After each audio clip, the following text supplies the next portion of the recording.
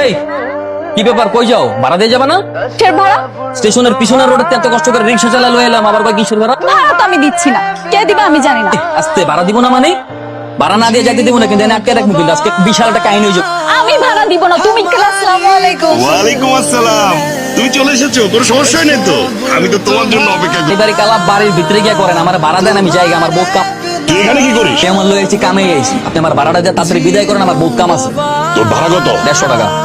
এত টাকা কেন? বাউনি, তুমি কোথা থেকে? আঙ্কেল, আমি তো স্টেশনের পেছনের রোড থেকে এসেছি। হ্যাঁ, স্টেশনের পেছনের থেকে 100 টাকা ভাড়া হয়? হয়, আমার রিক্সায় হয়। জিগাই ওটা নেই, ওটার সত্যি ভাড়াতে বিদায় করেন, নইলে কিন্তু আপনার বাসায় গিয়ে কর্মকর করবেন। এনো ভাড়া। হেল্প কইরা পড়ালেখা না কইরা এখন রিক্সা চালাই। খুব ভালো মানাইতেছে। রিকশাওয়ালা সাহেব, সারাদিন পর আপনার আসার নাম হলো? এই খবরদার, একদম পৌঁছাতে কথা বলবো না। আমি কোনো চোর না, চুরি করে আসছি।